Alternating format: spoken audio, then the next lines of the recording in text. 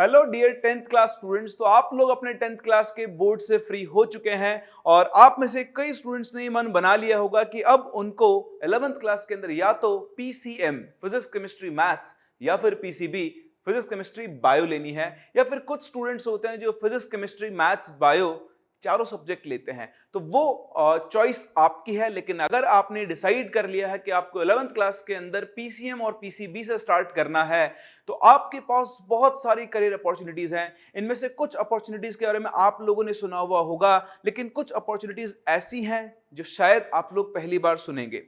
इस वीडियो को लास्ट तक जरूर देखें, क्योंकि सिर्फ पीसीएम पीसीबी लेना और मेडिकल जेई की तैयारी करना ही आपकी लाइफ का एम नहीं हो सकता है, या फिर सिर्फ वही चीजें नहीं है जो आपके पास अवेलेबल है। और भी ऐसे बहुत सारे करियर ऑप्शंस हैं जिनको आप 12th क्लास के बाद या फिर अपना बीटेक कंप्लीट करने के बाद, अपना एमबीबीएस कंप्लीट करने के बाद भी एक्सप्लोर कर सकते हैं। यहां पर उन स्टूडेंट्स के लिए भी अपॉर्चुनिटी होगी जो सेलेक्ट नहीं होते हैं, या फिर आईआईटीज एनआईटीज में नहीं पहुंच पाते हैं, या फिर अच्छे मेडिकल कॉलेज में नहीं पहुंच सकते हैं। उनके पास और क्या ऑल्टरनेट अपॉर्चुनिटीज हैं, ये सारी अपॉर्चुनिटीज हम लोग डिस्कस करने वाले हैं आज की वीडियो में। तो चलिए शुरू करते हैं और स्टार्ट करते हैं सबसे पहले इंजीनियरिंग स्ट्रीम के साथ। अगर आपने 10th क्लास के अंदर पीसीएम चूज कर लिया है तो आपके पास क्या क्या ऑप्शंस अवेलेबल हैं। तो देखिए, सबसे पहले जो भी स्टूडेंट मैथ्स लेता है वो जनरली इंजीनियरिंग की तरफ जाने की सोचता है, चाहे उनके पेरेंट्स हो चाहे एक स्टूडेंट हो। आजकल लोगों को ऐसा लग रहा है कि इंजीनियरिंग में इतना स्कोप नहीं है, लेकिन ये आपकी गलतफहमी है।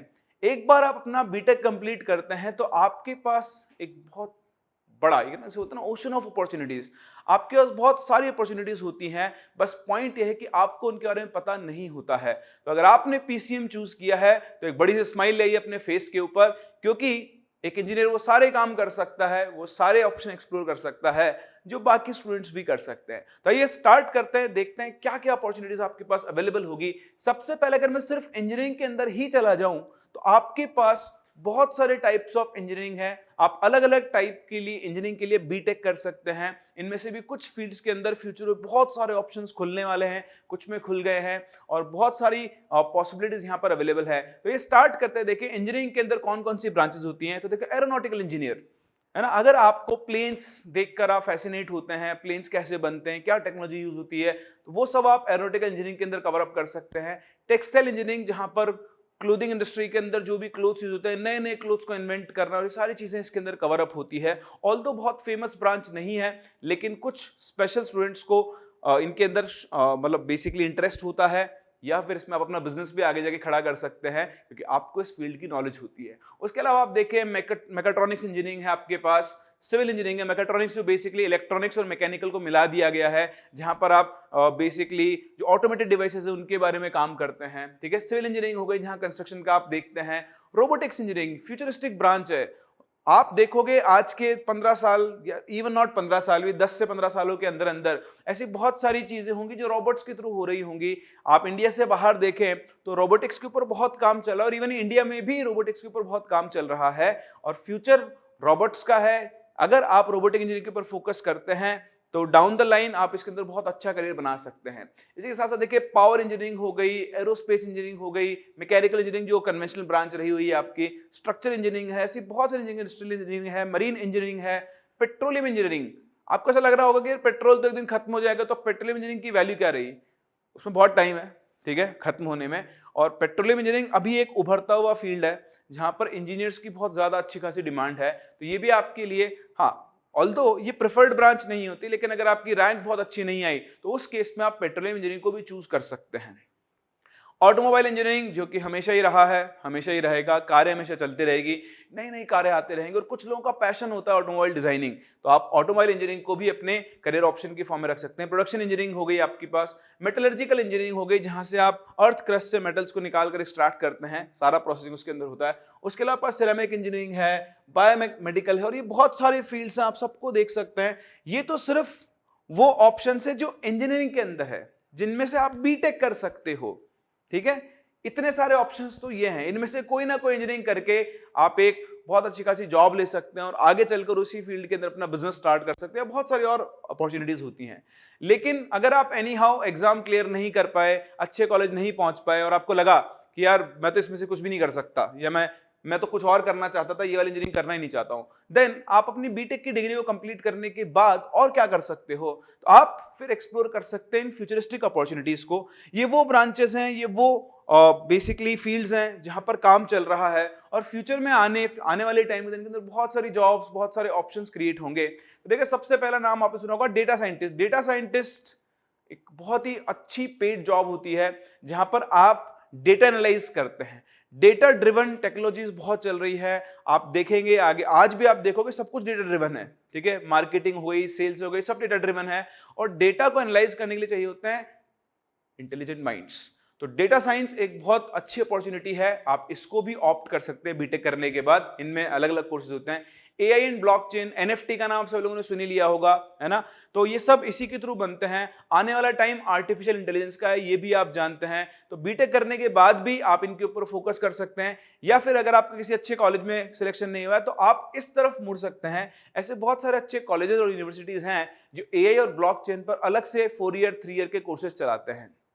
आप रोबोटिक्स, जो मैं आपसे कह रहा था कि फ्यूचर रोबोट्स का है, रोबोट्स आएंगे और उनको बनाने के लिए, उनकी टेक्नोलॉजी पे काम करने के लिए इंजीनियर्स की जरूरत जरूर पड़ेगी। क्लाउड इंजीनियरिंग, सब कुछ क्लाउड पे चल रहा है। आज आपको मोस्टली बहुत कम लोग ही है मेरी तरह जो पेन ड्राइव लेके घूमते हैं, अदरवाइज आपका सारा डेटा क्लाउड पे स्टोर है। आप चाहे ड्रॉप बॉक्स देख लें, आप चाहे गूगल ड्राइव देख लें, कुछ भी देख लो, ठीक है, आपको डेटा कैरी करने की जरूरत नहीं है और ये चीज बढ़ रही है, ठीक है। सर्वर्स की टेक्नोलॉजी है ना, उनको ऊपर इंफॉर्मेशन को स्टोर करना, ये सब आप क्लाउड इंजीनियरिंग के अंदर सीखते हैं। तो ये भी एक बहुत बड़ी अपॉर्चुनिटी है जो फ्यूचर में आपको बहुत हेल्प करती है। देखिए, फ्यूचर में सर्वाइव वो करेगा जो वहाँ के स्किल्स के ऊपर काम कर सकता है।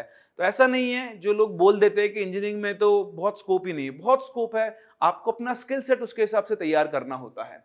इस तरह आप देखें, यूएक्स डिजाइनर, जितनी भी एप्स बनती हैं, वेबसाइट्स बनती हैं, उसमें यूएक्स का होता है यूजर एक्सपीरियंस। तो यूजर एक्सपीरियंस कैसा होगा, फ्लो कैसा होगा चीजों का, उसका काम होता है कि यूएक्स डिजाइनर का। और यूएक्स डिजाइनर एक नॉर्मल आदमी नहीं हो सकता क्योंकि उसके अंदर बहुत सारी एनालिटिकल एबिलिटीज चाहिए होती है। तो ये भी एक बहुत अच्छी अपॉर्चुनिटी है पीसीएम के स्टूडेंट्स के लिए, इसको वो आगे जाके कैरी कर सकते हैं अगर उन्होंने बीटेक नहीं किया या किसी तरह से बीटेक में नहीं पहुंच पाए। गेम डिजाइनर बड़ा ही यूनिक करियर फील्ड है, ठीक है, पैशन चाहिए होता है, लेकिन हाईली पेड जॉब है, हाईली पेड। और इवन अगर आप एक्सप्लोर करेंगे तो कोई किसी एक अच्छे डिजाइनर अपनी टीम के साथ अगर एक अच्छा सा गेम बना दिया तो उस गेम की कीमत 100 करोड़ 50 करोड़ इस तरह से जाती है। तो बहुत ही डिफरेंट टाइप ऑफ फील्ड है गेम डिजाइनिंग का। तो अगर आपको गेम्स के लिए आप भी पैशनेट हैं तो इसको आप अपने करियर ऑप्शन की तरह भी ले सकते हैं आगे चलकर। 3D एनिमेशन, जैसा कि आप जानते हैं दुनिया मेटा में जाने वाली है, मेटावर्स हर जगह चल रहा है और वहां पर चाहिए होंगे 3D कैरेक्टर्स, लोगों के 3D कैरेक्टर्स, और उनको बनाने के लिए चाहिए होंगे 3D एनिमेटर्स। जो जिसके पास ये अच्छा स्किल सेट होगा वो भी इस अपॉर्चुनिटी को एक्सप्लोर कर सकता है। Biomedical and health care engineers, ये भी बहुत जल्दी मतलब चल ही रहा है ये फील्ड भी। ऐसा लगता है कि मेडिकल के अंदर इंजीनियर्स का क्या काम, लेकिन आप भी जानते हैं कि जो आपके पास जेनेटिकल इंजीनियरिंग है या फिर बायोमेडिकल इंजीनियरिंग है, उसके अंदर इंजीनियर्स का बहुत बड़ा रोल होता है टेक्नोलॉजी को मेडिकल में इन्वॉल्व, है ना, इंट्रोड्यूस करना या उसके साथ इंटीग्रेट करना, ये काम होता है एक बायोमेडिकल इंजीनियर का। तो ये कुछ ऐसी फ्यूचरिस्टिक ब्रांचेस हैं या फील्ड्स हैं जिनको आप एक्सप्लोर कर सकते हैं। ऐसे और भी बहुत सारे फील्ड मिलेंगे, लेकिन अगर आपको इनमें से कोई एक ड्राइव करता है तो आप उसकी डिटेल्स ले सकते हैं। इसी के साथ साथ फिर चलते हैं दूसरी अपॉर्चुनिटीज के ऊपर जो आप बाकी लोगों के साथ या उनसे एक्स्ट्रा आप कवर अप कर सकते हो। दैट इज फर्स्ट, आप अगर आपने अपना बीटेक कंप्लीट किया है और जहां से भी आप करना चाहते थे वहां उस ब्रांच में नहीं पहुंच पाए तो आप एक्सप्लोर कर सकते हैं जेई और नीट फैकल्टी की तरह अपना करियर ऑप्शन, ठीक, लोगों को सिखाकर जो आप नहीं कर पाए बच्चों से करवा सकते हैं, ठीक है, आप उन्हें ट्रेन कर सकते हैं। तो ये भी एक करियर अपॉर्चुनिटी है और मैंने इसको सबसे ऊपर इसलिए रखा है क्योंकि हम लोग भी इसी कैटेगरी के अंदर बिलोंग करते हैं। नेक्स्ट, आर्किटेक्चर, ठीक है, उसके लिए आपको बी आर्क का अलग से कोर्स करना पड़ता है जिसके लिए आप जेईई मेन के थ्रू जा सकते हैं, ठीक है। नेक्स्ट है आपके पास फॉरेंसिक साइंस, ये भी पीसीएम वाले स्टूडेंट ही आराम से कंप्लीट कर सकते हैं क्योंकि इसके अंदर बहुत से टेक्नोलॉजीज का यूज होता है। कमर्शियल पायलट आप बन सकते हैं, उसके लिए आपके लिए पीसीएम होना जरूरी है। डिफेंस के अंदर आप जा सकते हैं, अच्छी अच्छी रैंक पर पहुंच सकते हैं एनडीए के थ्रू। एविएशन इंडस्ट्री के अंदर आप जा सकते हैं क्योंकि इन सभी के अंदर आपको मैथ्स चाहिए होती है है ना। पीसीएम जो चाहिए होती है तो पायलट बनने में, एविएशन इंडस्ट्री में जो टेक्निकल डेटा आपको पढ़ना होता है, एनालाइज करना, तो उसके लिए मैथ्स बहुत जरूरी होती है। एस्ट्रोनॉमी में आप जा सकते हैं, रिसर्च में आप जा सकते हैं। इंडिया भी धीरे धीरे रिसर्च में बहुत आगे बढ़ रहा है और आप देख पा रहे हैं कि कई ऐसी चीजें, जैसे आप देखेंगे जो होमी भाभा रिसर्च सेंटर है, वहां से ऐसी नई नई चीजें बनाई जा रही है डिफेंस के लिए, जो सिर्फ इंडिया में ही बन रही है, बाहर नहीं बन रही है। ठीक, मर्चेंट नेवी के अंदर आप जा सकते हैं, जहां पर आप सेलर बन सकते हैं और अच्छी अपॉर्चुनिटी होती है। थोड़ा सा इसमें हर कोई नहीं जा पाता है क्योंकि टफ जॉब होता है। ऑल्दो आपको आधे साल मतलब ऑलमोस्ट 6 to 7 मंथ काम करना होता है, बाकी टाइम आपकी छुट्टी होती है, लेकिन जब आप काम पर होते हैं तो आपके दिन रात पूरा टाइम समुद्र के अंदर ही गुजरता है। बट हाँ, आप अलग अलग कंट्रीज घूम सकते हैं। इस जॉब की अपनी कुछ रिक्वायरमेंट्स हैं और अपने कुछ फायदे भी हैं। उसी के साथ साथ एथिकल हैकिंग के ऊपर आप काम कर सकते हैं, सिक्योरिटी, साइबर सिक्योरिटी के ऊपर आप काम कर सकते हैं। फार्मेसी के अंदर आप जा सकते हैं, बी फार्मा कर सकते हैं, डी फार्मा। हाँ, इंजीनियरिंग स्टूडेंट्स भी फार्मेसी के कोर्सेज कर सकते हैं। बीएससी तो आपको नॉर्मली पता ही है, आप बीएससी भी कर सकते हैं। सब मैंने रैंकिंग के ऑर्डर में अरेंज किया है, प्रेफर्ड जो आपके पास ऑप्शंस होंगे। ठीक है, चलिए, बीएससी आप सीएस में कर सकते हैं, आईटी में कर सकते हैं। तो ये कुछ ऐसी अपॉर्चुनिटीज है जिनको आप एक्सप्लोर कर सकते हैं और ये सब अवेलेबल है मोस्टली साइंस स्टूडेंट्स के लिए।